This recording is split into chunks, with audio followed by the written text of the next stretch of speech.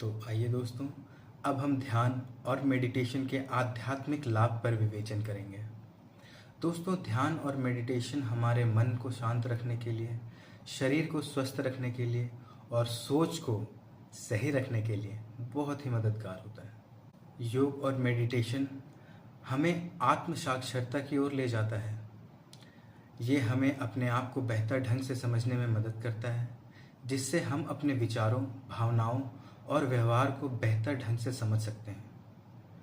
शांति और शांतता, जब हम ध्यान करते हैं तो हम आत्मिक शांति की अनुभूति करते हैं, जिससे हमें अपने जीवन में संतुष्टि और सुख महसूस होता है।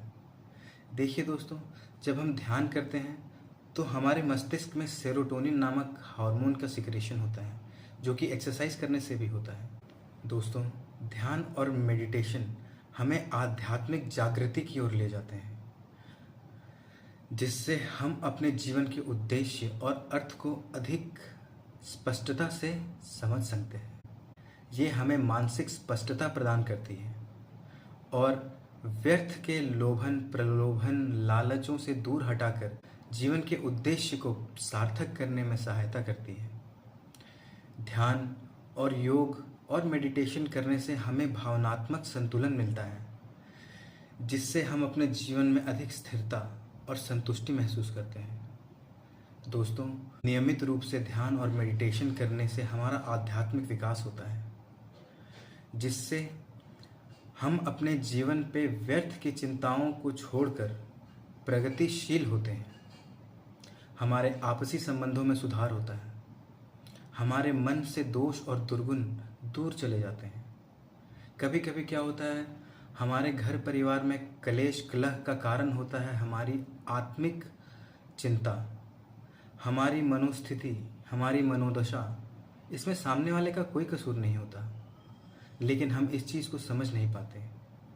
आध्यात्मिकता की सबसे अच्छी बात यह है कि ये हमें संपूर्ण बनाता है। हम अपने आप को संपूर्ण महसूस करते हैं, और अगर सामने से कोई कुछ बोलता भी है तो एक सेकंड के लिए उसे इग्नोर कर देते हैं। लेकिन दोस्तों, अभ्यास सबसे ज़रूरी है, अभ्यास। अतएव इन लाभों को प्राप्त करने के लिए प्रतिदिन योग और मेडिटेशन की प्रथा शुरू करें। दोस्तों, एक साधारण निरंतरता और अभ्यास से एक साधारण सी रस्सी पत्थर को भी काट देती है। इतना कठिन तो ये नहीं है। आइए, अपने जीवन को सुधारने के लिए हम योग और मेडिटेशन का सहारा लें। आध्यात्मिक यात्रा पर तीसरा चरण है आध्यात्मिक आत्म साक्षरता। दोस्तों, आत्म साक्षरता का अर्थ है खुद को जानना, अपने आप से परिचित होना।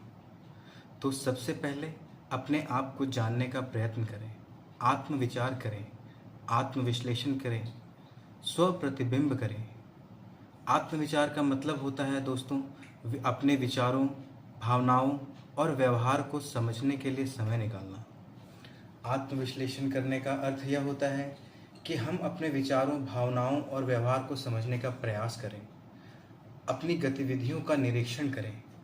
हम कोई काम कर रहे हैं तो सामने वाले पर उसका क्या प्रभाव पड़ रहा है।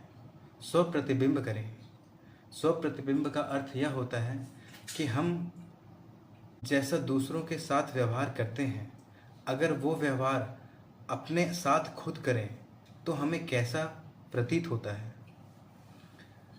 आत्म साक्षर होने की सबसे ज़रूरी कुंजी है ध्यान और मेडिटेशन, क्योंकि ध्यान ही हमें अपने मन को शांत करने में मदद करता है, हमें अपनी अंतरात्मा में झांकने का झरोखा देता है और अपने आप को बेहतर ढंग से समझने में सहायता करता है। आध्यात्मिक पुस्तकें पढ़ना एक बहुत ही अच्छा विकल्प है। आध्यात्मिक पुस्तकें पढ़ने से हमें इस जीवन के बारे में एक नई दृष्टिकोण मिलती है। हम इस दृष्टि को एक नई दृष्टिकोण से देखते हैं और अपने आप को बेहतर ढंग से समझ पाने में यह हमारी सहायता करता है। और सबसे ज़रूरी, आत्म विकास के लिए निरंतर प्रयत्न करते रहना चाहिए। अपने व्यक्तिगत विकास के लिए काम करें और अपने आप को निरंतर बेहतर बनाने का प्रयास करते रहें। तो दोस्तों, इन टिप्स को अपनाकर आप अपनी आत्म साक्षरता को बढ़ा सकते हैं और अपने जीवन में अधिक अर्थ, शांति और संतुष्टि महसूस कर सकते हैं। आध्यात्मिक विकास में आध्यात्मिक पुस्तकें हमारे लिए जीवंत देव प्रतिमाओं का काम करती हैं, जो हमारा मार्गदर्शन करती हैं और इनमें बसा ज्ञान सतत हमारे बुद्धि को प्रेरित करता है।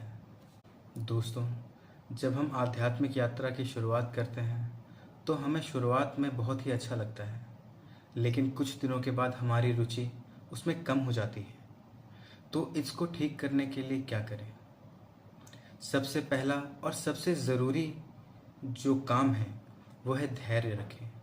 आध्यात्मिक यात्रा पर उतार चढ़ाव होते रहते हैं, इसलिए धैर्य रखें और सबसे ज़रूरी बात, हार नहीं मानना है। स्वयं को समझें, अपने विचारों, अपनी भावनाओं और अपने व्यवहार को समझें, उन्हें नियंत्रित करें, आत्मविश्लेषण करें, अपने आप को जानें, ध्यान और मेडिटेशन करें।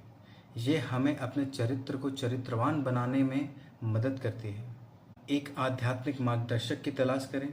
कहा जाता है कि जब गुरु की कृपा होती है तब हमें भगवान मिलते हैं, और जब भगवान की कृपा होती है तभी हमें गुरु मिलते हैं। इसलिए एक गुरु बहुत ही ज़रूरी है।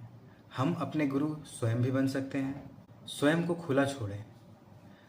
अपने आप को कभी भी किसी दायरे में सीमित करके रखना, ये भगवान की बनाई इस सृष्टि के साथ सबसे बड़ा अन्याय है। जब हम अपने आप को खुला छोड़ते हैं तो नए अनुभवों के लिए तैयार रहते हैं और कुछ भी सीखने के लिए तत्पर रहते हैं। आत्म करुणा रखें, अपने ऊपर करुणा। दूसरों पर करुणा तो सब करते हैं, लेकिन करुणा का थोड़ा सा अंश अपने लिए भी रखें।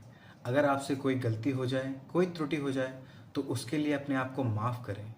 अपने आप को निरर्थक सज़ा देकर कुछ नहीं होता, उल्टा हम डिप्रेशन की ओर बढ़ने लगते हैं। और अगर हमें सब चीज़ों की मदद चाहिए, उसमें ये आध्यात्मिक पुस्तकें हमारे लिए बहुत ही मददगार साबित होती हैं। तो दोस्तों, इन सुझावों को अपनाकर आप अपनी आध्यात्मिक यात्रा की चुनौतियों का सामना कर सकते हैं। धन्यवाद।